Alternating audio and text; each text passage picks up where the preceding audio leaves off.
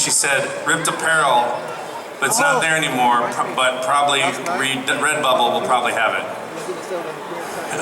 Now she's giving me shit about Mother's Day, and I'm like, you're not a mother, what are you talking about? Well, we have a dog. Anyway, I'm gonna say, I'm on my panel, leave me alone. No. On my panel, you asshole. Well, see, here's this joke I run. Okay, I'm really bad at like sarcastic humor because I think it's mean. And so my girlfriend's really good at it. And so I'll text her and then I'll do this. I go, was that funny? Hang on. Because I get nervous about saying like, I'm on my panel, you asshole, as a joke. And she thinks it's funny. And then I always cringe. I go, did I say something? And I go, no, all right, was that funny? And she goes, LOL, yes. So I'm like, and then she thinks it's funny that I always ask her because I'm like, I always say, she's like, give me a Hot Pocket or whatever. I don't know, she doesn't eat Hot Pockets or ice cream. I'm like, you get it yourself, bitch. And then I go, was that funny? And she goes, yes, that's hilarious. And it's this running joke we have. And so I'm like, I'm on my panel, leave me alone. Yeah, I'm bad at that sort of humor. I don't understand it because I feel like everyone, like I don't always trust that like somebody's like being mean to me and I'm like, oh, you were kidding. Okay, I can't tell the difference. So first of all, for those of you who don't know, my name's Schemmel, and for the last 16 years I've been voicing Goku on Dragon Ball Z. Thank you. As well as King Kai.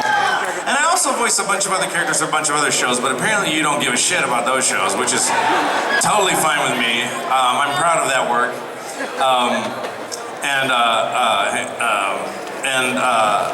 I'm really impressed with the fact that you guys are willing to wait in line for as long as you have for my autograph, which is unbelievably sweet and gratifying, and I can't believe you guys would even do that. And I'll even say, I'm gonna be back later, go walk around and get back in line. They're like, no, I'm keeping my place. And I'm like, okay. So thank you for that. Thank you. Thank you. I only have two things to say at the beginning here, like I said them yesterday. Dragon Ball Super, what? Crazy. So excited about it. And Resurrection of F, I will be recording this, the end of this week. I'm going to Texas again. I'm going back to LA and then I'll be in Texas again in Dallas. We're going to record Resurrection F. I know they're in production right now for the English dub, and we're very excited about that. We're looking at a July or August release date. We don't know for sure yet. And you'll keep checking Funimation's website and see when that's going to be. And once I find out, of course, I'll tweet it, and we'll see. Tweet! Which I think is hilarious. I don't use Twitter. I use Twitter. I hate Twitter because I can only use 160 characters, and clearly I talk a lot. And I need about 8,000 characters for each tweet. Over 9,000. Yeah, I need 9,001 characters. There should be a website called tweetsayin.com, and you get 9,001 characters. That'd be hilarious. So just take that down, Twitter. Make tweetsayin.com 9,001 characters. I'm excited about the movie. You guys have not seen the movie, have you? I didn't know if you saw some crazy Japanese bootleg or something, which I don't recommend. Because believe it or not, oh, by the way, BitTorrenting and stealing anime is hurting the industry really bad. I don't want to sound like a preachy person, but you know, when you buy it or when you watch it with your friends, borrowing it, whatever, that's cool. Stealing it, you know, if you want to watch it with your friends, that's cool. But it does affect work in Japan, and it affects me, and it affects everybody who makes it. So we really appreciate it when you get the DVDs and stuff. So thank you. I saw the Resurrection of F in the theater, in the Egyptian theater with Masuka Nozawa sitting right next to me, which was awesome. And she did a great job, a spectacular job. And it's better than Battle of Gods. I mean, and Battle of Gods is the best work we've ever done. And it's the best, to me, Battle of Gods is the best bit of story and best package in the entire Dragon Ball Z canon. And Resurrection of F is better, and it blew my mind. And so I'm like, whoa, I didn't think they could make a better movie than Battle of Gods, and they did. So because it could have sucked. I'd be like, well, it's Dragon Ball, I'll watch it, but no, it's great. So you're really gonna like it. So here's the way I like to do my panels. I just like to make it a big conversation in the room, but since it's so formal here with the microphone and chairs, and you being 25 feet away from me, you can ask me questions about Dragon Ball, just to get a couple things out of the way. I've seen Dragon Ball Abridged. I don't like to talk about it on panels because I don't work on that show. It's funny, whatever. I work on Dragon Ball Z, and so it's cool, but I'm like, don't ask me about that. And then the other thing is, I don't know anything about Dragon Ball Super. I don't know anything about the plot. I don't know, so I'm only saying that not because I get annoyed, because I don't. Well, after a while I do, but is because if you have a chance to get a question and you waste it on that, then I'm like, I'm ruling those out so you don't waste your question and come up with something else. And it doesn't have to be Dragon Ball related. You can ask me pretty much anything. I might not answer, but you can ask me pretty much everything. And I gotta say the reception here in McAllen has been extraordinary. And I mean, I definitely get a warm reception everywhere I go, but you guys in particular, more so than other places, have been really, really hardcore Dragon Ball. I would say some of the hardest core Dragon Ball fans are right here in McAllen, Texas. And I mean that. I don't say that to every town I go to. I don't. Other actors do, but I don't. So yeah, let's open the panel for questions. And by the way, my voice is killing me, so I'm probably not going to be able to do a Kamehameha today like I did yesterday, or any other vocalization. I might bust into a couple of vocalizations, but it's actually painful to talk right now. But I'm going to do it because I'm here. So let's do it. And whoever, I don't know if there's making a line or who's handling the line? Who's in charge here? Anybody in charge handling line? We're just going to start a queue for questions. And let's see. Okay. All right. Let's just get a little organization here, so that way nobody's stepping on each other's toes or anything. I don't know if we'll get to all the questions today, but you know, I'll do the best I can. And for those of you sitting in the audience, I talk so much, probably any questions you have will be accidentally answered. Come on, people, I'm filming here. Because they will ask them, or I'll think of them, so. Damn it. Sorry. I'm filming here. And anybody, very good. Is that, I don't know if that bottle of water is fresh, or anybody, I forgot to grab my water. Maybe that's my water bottle, I don't know. I need some water. Somebody get Goku a water!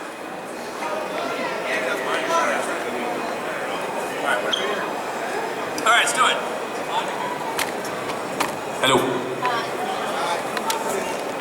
Can you say follow superhero feed on Twitter and Goku's vote? Oh, I can't do that. Follow tweet on Twitter. Superhero feed. Yeah, I can't do that. I'm sorry. Do you have a question though? Well, can you say hi to them? Oh, hi guys. Hi. Can you say hi to I can't do that sort of stuff. I really can't. I'm sorry. Because it's basically, I'm using what I'm doing on Dragon Ball Z to promote something else, and I'm not here to promote other things. I gotta focus on the Q&A. Do you see what I'm saying? Okay. Say hi guys in Goku's vote. Hey guys. Wow, you are not. Hey guys. Sorry. Okay. Please, no more requests like that. I can't do that sort of thing. I'm sorry. And I didn't mean to embarrass you or anything. I'm sorry. Yes, you have a question about the show or voice acting or something else versus other requests? Couple things. We all know like you played Lucario in Pokemon, but yeah. A lot of other roles like Professor Lund and Kodai, how is it doing those roles in particular? I don't remember which character Professor Lund was. From Destiny Deoxys. Destiny Deoxys and Kodai. I love playing those characters. I remember that, and I remember Kodai. Those characters are more fun to play than Goku in terms of acting. Not in terms of fan reception, I mean they like it, but everybody loves Dragon Ball and Goku and stuff. And so yeah, it's a departure to play bad guys, and I can only sum it up by saying that they're more fun, definitely. And also, for anybody who is just coming for today, Sunday, for Sunday passes and all that, how I cringed when. I wonder, like, how were your feelings for them on, because I saw one time I was going to catch an episode of Wilfred. I had to watch Dragon Ball Evolution before that. Yeah, everybody asked me about that.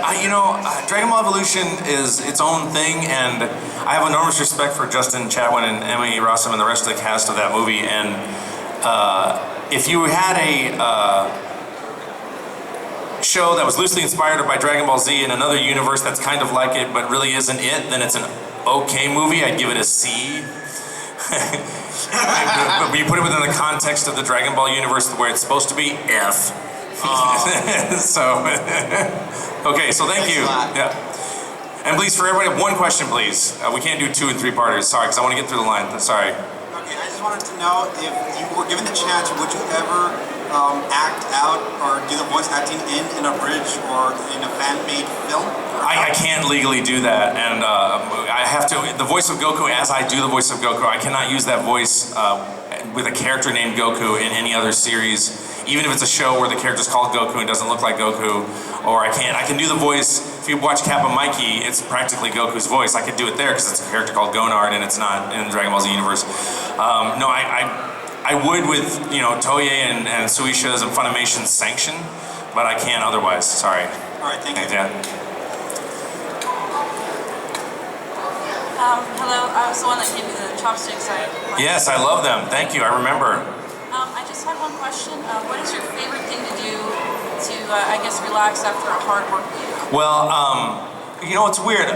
Being a voice actor and doing a convention, I consider a hard, oh, thank you so much, a hard work week, even doing a convention, because for me, it's easy to be energetic for you guys, because for me, it's kind of like a spirit bomb. Like, I had 1 hour of sleep yesterday, and I still didn't go to bed till like 12:30, and I could have gone to bed at 7 or 8 or 9 or whatever. I was trying to get my luggage also, which was a giant nightmare. But I got it finally. But I guess what I'm trying to say is, you guys come up, you're so excited. That's like totally a spirit bomb for me. So I get all energized. And really what I need is, because I talk loud and I'm talking all day, I want to do one of those sensory deprivation tanks. But what I try to do when I relax is, I'll tell my girlfriend, I'll be playing video games, which I do to relax sometimes, but we'll play games like, I gotta go be horizontal for a little bit. And what that means is, I need to be on the bed but not sleeping and just not having stimulus. But I will play my guitar, and I will meditate on playing scales or songs I want to play. I'll play my horn. I will play Borderlands, which I call Bonerlands, with my girlfriend. She's really good at that. I'll play Mario Kart, which she is a master of. She can beat anybody. We'll play that, or I'll play, I find, believe it or not, even though it's a violent game, I find Dark Souls really relaxing because of the environment. I love Dark Souls. And I just started playing 2 on the PS4. And I play games, play musical instruments, or I just completely non-stimulus to relax, if that answers the question. Thank you, yes. Hi. Good question. Who did you play, what characters did you do for Full Metal Alchemist, and who's your favorite character? Well, I don't watch Full Metal Alchemist at all. I've never seen it. I only played Klaus's father, and I did that scene, and that's all I've seen of Full Metal Alchemist. Sorry. Thanks. Thanks. Hi. Hello. My question is kind of related to that. Sure. What is it like having like such a small role, like for example, Klaus father in Full Metal Alchemist? Well, here's the thing. There's no such thing. Here's the thing, and this is the way I feel as a director. And I don't like the expression, there are no small roles, only small actors, because it's not that. I can understand why an actor who's well-known would not want to take a part that wasn't large. And a lot of times that doesn't have to do with their ego. It has to do with having a skill set and a talent that's not being used that should be, which one could argue is ego. But as far as small parts for me, that only bothers me in terms of getting enough of them to make a living. But when you're playing a small role, even Klaus's father, I have to bring it quality-wise exactly like I do the biggest roles, like Goku. So if I'm playing Man B who yells something like, "Get out of the way," or whatever, I bring it as hardcore as I bring anything else. Because if I don't do that, what happens is, in an ensemble acting situation, if I don't do that, it will actually make the actors who are good look bad, and it makes the show worse. So you've got all this real, in fact, a good example of that is that movie with Russell Crowe, the martial arts movie that had the Russell Crowe and the rapper. What's that? Yeah. Which I like that movie, but Russell Crowe's such a strong actor. The lead guy wasn't as strong, in my opinion. And the guy gets his arms cut off with it. He wasn't a strong actor. And so the problem is it kind of made Russell Crowe's performance almost look overacted because he was underacting so much. It wasn't a bad performance, but to me it was like, you're not bringing it like he is, and now we've got a problem in terms of everything lining up performance-wise and being a believable scenario and suspending your disbelief, which is the whole point of watching these shows, well, and being entertained.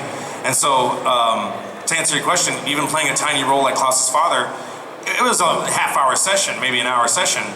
We're done, but it was just the same kind of experience when you're playing a big part, just tiny in terms of length and scope, but it has to be just as good, if that helps answer your question. Thank you. Yeah.